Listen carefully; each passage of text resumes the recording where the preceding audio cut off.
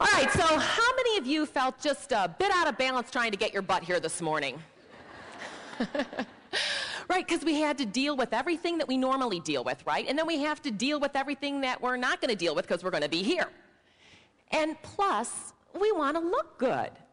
Because today, there's going to be 3,500 women here. I know.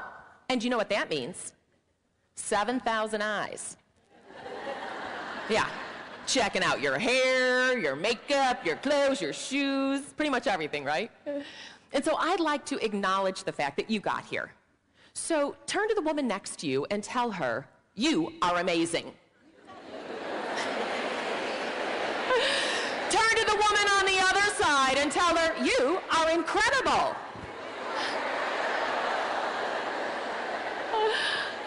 And you know what? You all are incredible and amazing, because here's the deal. Look, 8:20 about on the clock, and your butts are in the chairs, and in my opinion, you're looking like all that and a bag of chips. Not bad. Not bad. But man, it can be stressful trying to get out of the house on time, can't it? You know, I can still remember my father saying, gosh, dang it! Hurry up and get in the car, we're going to be late for church. Although I'll tell you, my dad didn't use the term, gosh dang it, but I'm trying to maintain the dignity of this event. Yeah, and you know, fortunately though, I made a promise to myself that I was never going to be like that when I had my kids. Any of you make that same kind of promise? Oh, and look, there's some of you that still think you're going to keep it. That's so cute. Trust me, I'm speaking my truth when I tell you your day's going to come. And my day came about 8 years ago. I was going to night school to get my master's, and I was taking a class that evening in the effects of drugs and alcohol. Now, given my history, I could have taught the class, but that's another story. So, you know, I'm trying to hurry up and get out of the house on time, and my youngest is crying, I don't want you to go.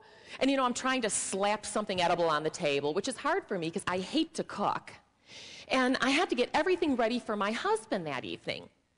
Now, don't get me wrong. My husband is a great guy. In fact, if he ever leaves me, I'm going with him. But he doesn't do things my way, which we all know is the right. You guys are so smart. All right, so, you know, here I am trying to race out of the house, and I grab my cup of coffee, my current drug of choice, you know, get out the door, get in the car, I'm pulling back out of the driveway, and here come my two kids running after me, screaming like, you know, some pathetic Lassie episode. And I'm like, you know, I just want to scream, gosh, dang it! But I don't. Instead, I roll down the window and channel Joan Crawford, Mommy Dearest herself. What do you want now? And my oldest, her eyes well up with tears, and her bottom lip starts to do that trembling thing. And she says, Mommy, we just came to tell you that your coffee cup's on top of the car.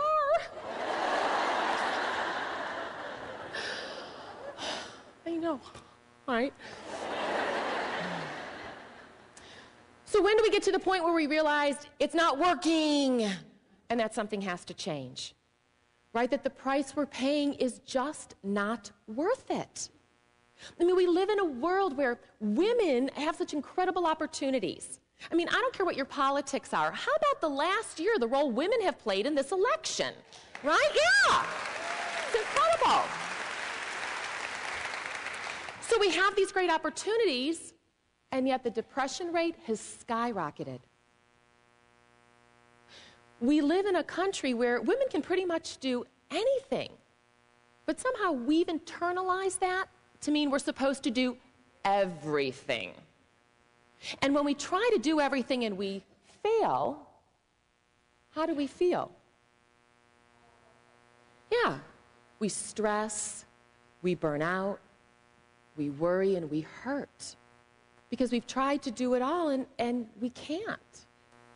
And so then we have all these uncomfortable, icky feelings inside, and what do we do with them? Crawl into bed and have a menage a trois with Ben and Jerry? Right? I mean, we laugh, but that's what I used to do. Food was my first drug of choice, and I was a compulsive overeater. I used food to avoid any of my uncomfortable feelings, and I didn't stop using until I was 50 pounds heavier than I am now. Well, probably 40, because I've been under a lot of stress lately. But look at that word, avoid. That's what we actually end up creating inside, is a big void that we try to fill up with something when we're out of balance. Now, I happen to use food, but other women I know use wine, pills, workaholism, the well-respected addiction, or shopping, the well-dressed addiction. And that's why, really, it's my goal this morning to share with you some of what I've had to learn on my long, never-ending journey back to self-acceptance, so that you too can take back control of your lives and find balance over time. First strategy, manage our expectations. We need to look at where some of these expectations came from and evaluate them. Like, for example, how many of you had the expectation that you were going to be rich, beautiful, successful, and happy by the age of 25? Yeah, me too. Okay, how many of you revised those expectations at 26? And not all expectations are bad. I mean, we have the expectation that if we go to a movie, once the film starts rolling, we'll shut up. All right, that one works. But then there's a whole slew of expectations that just get us into trouble. How many of you think that your house should look a certain way when people show up? Yeah. Or you should be a better cook? Any of you? Yeah, so we have these shoulds. In fact, where do you should on yourself? Tell me where you should on yourself. Shout it out. I should. Come on, I have the expectation you're going to answer, all right?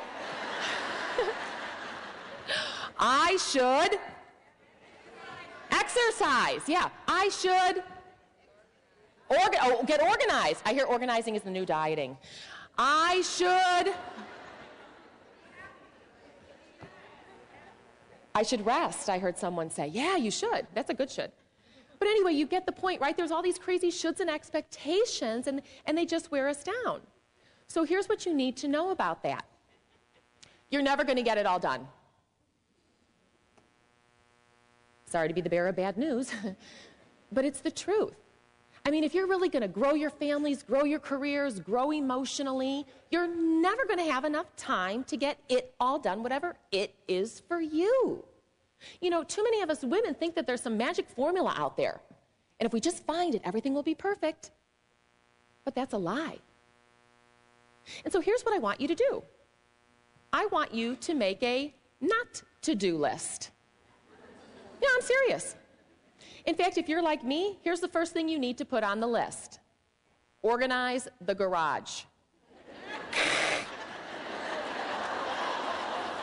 Right? Come on. We're in California. We don't have basements to store all our crap. I mean, it's the garage. So there's just no point in trying to get it organized. And see, here's another one I took off 5 years ago. Learn Spanish.